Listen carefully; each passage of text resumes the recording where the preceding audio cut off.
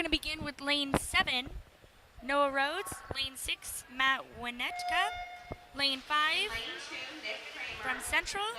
Lane 4, Connor Backhouse from Millard West. Lane 3, Jonah Spencer from Central. And lane 2, Nick Kramer from Millard West. We only have 6 lanes filled this time in the boys 100-yard butterfly.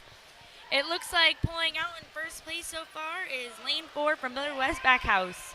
Following close behind, lane 6, Matt Winnetka from Millard West. Both Millard West students pull out in first and second with a close call for third place, but it looks as if lane 3, Jonah Spencer from Central, is going to be pulling up the third if he keeps it up. In lane 6, O'Connell from Millard West. Lane 7, Caden Raymond from Central.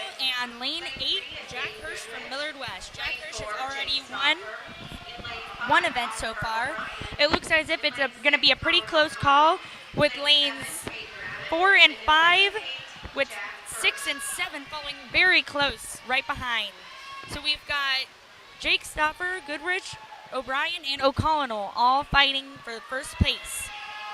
Lane 2 makes a surprising jump to get called into the running for first place. Dalton Fusick from Millard West. So far pulling slightly ahead, Jake Stoffer from Millard West in lane 4. Neck and neck with lane 5, Oliver O'Brien from Central. So close, matching each other stroke for stroke as they try to beat out for first place.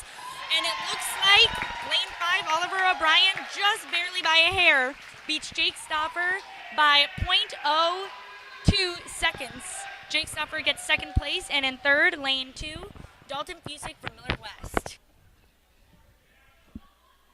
Now, you could tell right there that Moore was waiting for the perfect time to try to grab at Huffman's ankle, but just chose the wrong time. Both of those guys are looking for the ankle right there. Neither of them getting it. They're back on their feet now. Huffman going for his foot, trying to keep him inside the circle, and the referee will award him the takedown. Now here, Zebley switched really fast, going on the offensive side, going more for the quick takedown instead of keeping his arms up. More of an aggressive move here. And he's really trying to get him on his back. He's almost got his shoulder down. He's really looking for that pin there. Orton fighting with just about all they've got. So Zebley will be credited 2 there. With the referee's whistle, he's trying to flip him over onto his back. He doesn't look like he's just going for the points. I think he wants to the pin here. Gets Orton almost on his back. But again, in the same position as last time. Yeah, kind of a series of near misses for Zebley. Okay, well, here comes the real deal. Yeah, it looks like our main event of the night. We've got the celebrity sumo between Principal Dr. Greg Tiemann and Superintendent Dr. Jim Sutphin. Now, I really have to say, I think they kind of lost their figures within the last 10 minutes. I would agree with that. They kind of rounded out a little bit. And that hairdo is really working for both of them. Oh, yeah. You know, they kind of look like giant Pillsbury doughboys. But let's not tell them I said agree. that. My money is for sure on Dr. Tiemann. Well, you know what? You could say that, but Dr. Sutphin's the one who calls the snow days. Oh, and it looked like that was a face smack. Sutphin's rooting on his fans. I wonder what Townsley has to say about this here. If he's proud of his boys. Oh, man. He's sitting in the corner. And Looking for Harper's foot, gets it out from underneath and trying to get him onto his back. Well, because Zuha could actually use the hip joint to his advantage, just flipping over the hip, he'll go wherever. Yeah. Harper will go wherever his hip goes. Yeah. And almost took out the sideline cheerleaders. Corey Harper almost ran over cheerleader.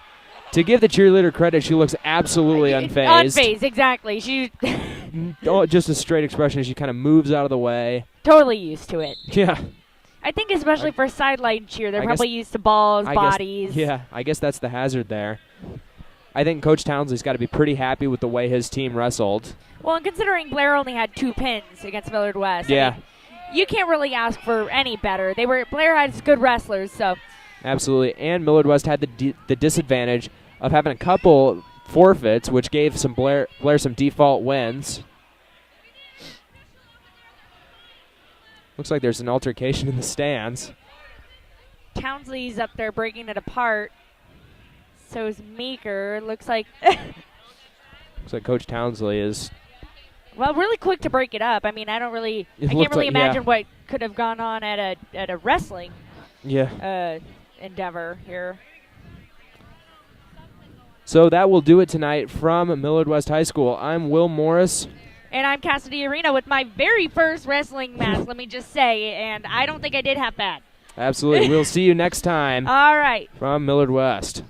Again, our camera is unfortunately offline. We'll try and get that back up as soon as we possibly can. Now, the umpire who left has been umpiring for a while, and there was nothing but kind words to say that had to be said about him from the coaches out here. And it looks like he has suffered from a severe concussion, so the paramedics took him away. Just as a precaution, says our principal, Dr. Greg Tiemann.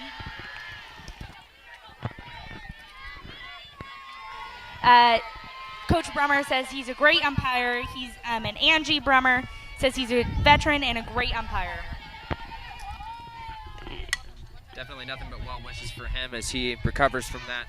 That really shocked. It kind of startled him, and that really can't have been good. Yeah, like I said before, it's going to be hard for the players to get back into the motion of the game, especially after this very abrupt and kind of scary pause in the game. It just was quit, and then they had to get him off the field. So Wallace delivers here. And we've got a high hit, and it is over the fence. A home run, tie game from Millard West. So let's just hear the crowd cheering. Here she goes again. You can just see how calm Michaela is in the batter's box. Looks like she wants to swing there, but sees the pitch is not going to be good and totally holds herself back from it. She does. Now, Michaela actually had a different softball history than most of the other girls on this team. The other girls have a lot more select history in their backgrounds than Michaela does, and she is just as good as all of these others. She's now on a select team, but she started out on MAA. The Wildcats a little bit and try to distract them and get away with the winning score. But that didn't work for Swift, who got a line drive right down the middle. Krimmel took a really hard fall on her way to third. Brummer yelling at her to get down a little bit too late, so when she threw herself down, she kind of tripped up a little. More or less fell on base. Yeah, and that's actually really dangerous for runners, especially on the wrists, when you fall on the wrists. But Krimmel looks like she's fine. Got right back up. So now up is Adria Allen. Our home run hitter, a lot of pressure on her, I would say. She's trying to do it again. Especially with Krimmel in scoring position. Now, I wouldn't be surprised if Swift stole right here. Monarchs don't want to let that run in, so they probably won't throw it down. Not a wise decision. But we had the off speed, and Adria Allen got under it and hit it pop fly right to second. So that'll be the second out of the game, and now coming up trying to do this for Millard West is number 12, Marissa Salazar. Now, second baseman on the Monarchs actually ran in the ball to the pitcher to avoid any errors that has to do if she's throwing it in and the pitcher misses it. Yeah, definitely don't want to take that risk there this late in the game. And it just pretty much came up, the Wildcats just came up a little bit short. So this has been Will Morris in Kassidy Arena with the Wildcat Report live from Millard West. You guys have a good day. You too.